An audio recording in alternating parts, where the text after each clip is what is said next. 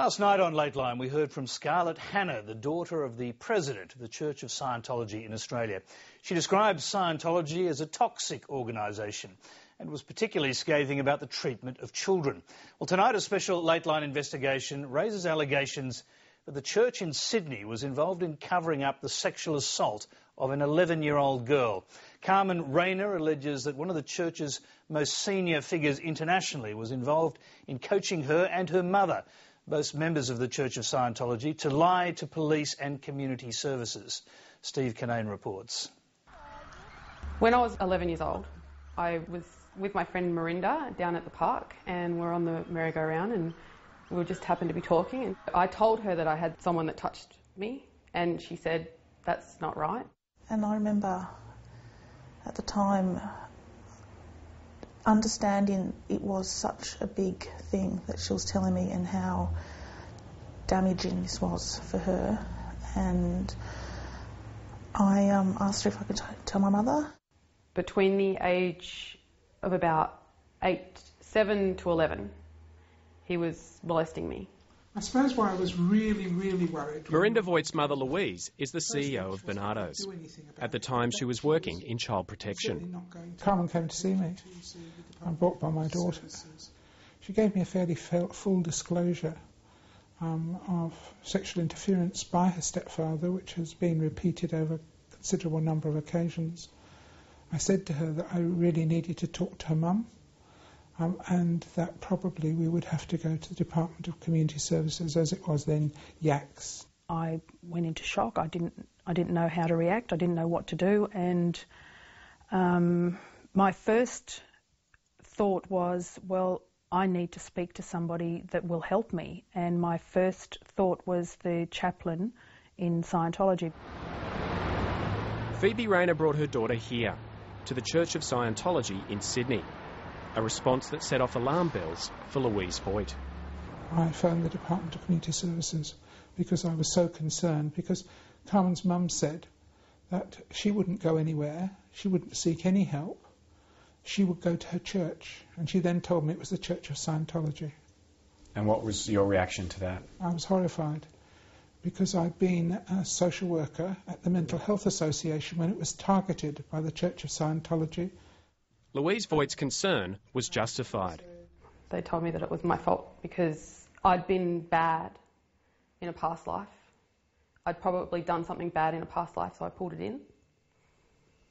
How did that feel as a girl who was a victim of abuse to be told that it was your fault from a past life? I believed them. As a child, I believed them. I was 11 and that's what I knew. I grew up believing what they believed, and that's just how I saw things as well. Not only was Carmen Rayner blamed for her abuse, she says she was told by a senior Scientologist to lie to police and community services about what her then stepfather, Robert Alexander Kerr, had done to her. The church got involved then, and then they sent Jan Eastgate over to drill me and tell me what to say to the police and what to say to docs. Carmen Rayner says Jan Eastgate told her to tell community services that her stepfather hadn't touched her on the genitals, and to tell police she didn't want her stepfather to go to jail. Tell us what Jan Eastgate told you to tell the police. Just say no. That she just kept repeating that. Just you remember that you can't tell them, don't say yes, because otherwise you will be taken away from your parents and you'll never see your family again. Because docs will take me and my brother away from my mum, and that I needed to just say no. Jan Eastgate was at the time the head of the Citizens Commission on Human Rights in Australia, an organisation founded by the Church of Scientology that campaigns against psychiatry. Jan Eastgate is now the international head of the CCHR, based in Los Angeles. In the 1970s and 80s, she helped expose the deaths of patients during deep sleep therapy at Chelmsford Hospital in Sydney.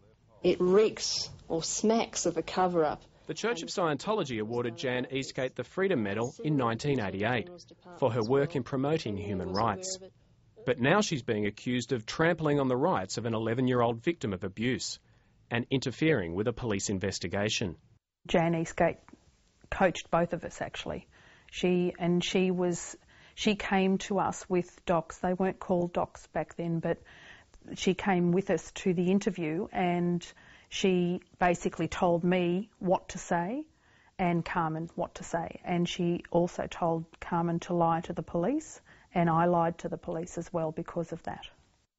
Jan Eastgate has declined to talk to Lateline, either on the phone or on camera. In an email to Lateline, she described the allegations by Carmen and Phoebe Rayner as egregiously false.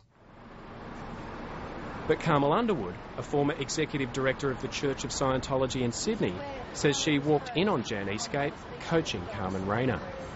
Well, I walked into the office, went through the hallway, and I was at the doorway, and I saw Jan there across from Carmen and Phoebe, and Jan put a hand up, a gesture to Carmen and her mother to stop talking, and I was asked to leave. And by that stage I had gathered what was going on. I knew that Carmen was being coached on what to say to the Department of Community Services and to the police.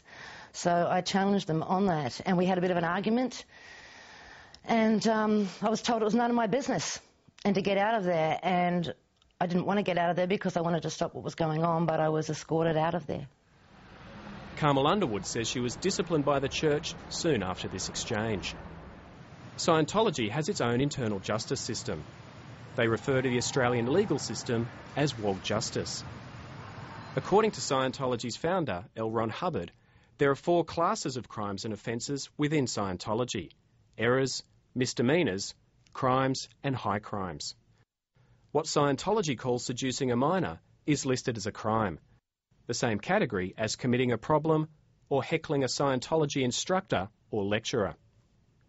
Sexually perverted conduct is considered a high crime, as is making public statements against Scientology.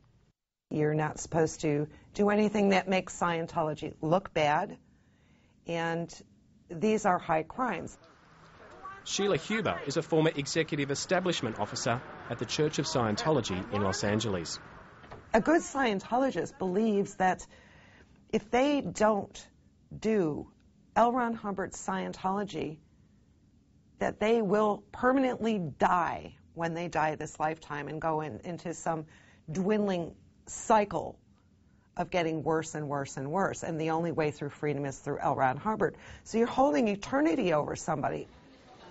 Phoebe Rayner says it was indoctrination that led her to agree to protect the Church of Scientology instead of her daughter, an act that has led to a strained relationship. Well, it would be hard for an outsider to understand why it would be done, but you are so totally brainwashed by their beliefs, by anything, and then you get told that if you go this particular way, you're going to lose everything. You're going to lose your future. Jan Eastgate denies there was any pressure from her to get involved in Carmen Rayner's case. In an email to Lateline, Jan Eastgate says, "The family asked for my help to attend their meeting with Youth and Community Services, specifically because they did not want anyone involved to be forced to undergo psychiatric treatment. It had nothing to do with the merit of potential criminal charges." Jan Eastgate and the Church of Scientology assert that Robert Kerr went to the police in 1999 at the church's insistence. Yeah, that's 13 years later. That's after I started legal proceedings. Yeah, but not at the time. No. Phoebe Rayner says Robert Kerr was told by senior Scientologist he had to go to the police only after she'd written to the church threatening legal action. Lateline has obtained a copy of Robert Kerr's police statement from 1999.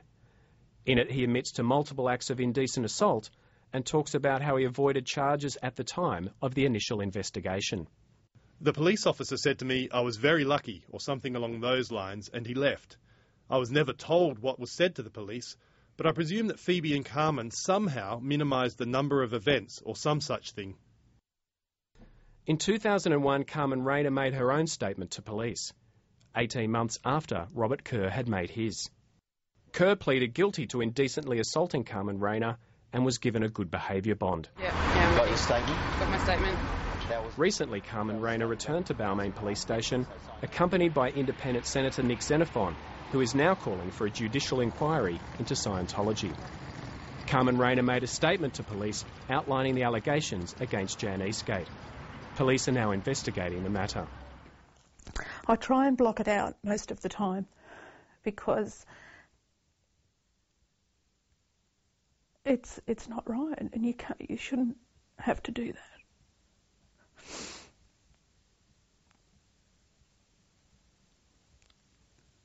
And it's ruined Carmen's life. The Church of Scientology would not answer questions on camera about these allegations. In a statement, they said they were untrue and defamatory. Steve Kinane, Late Line.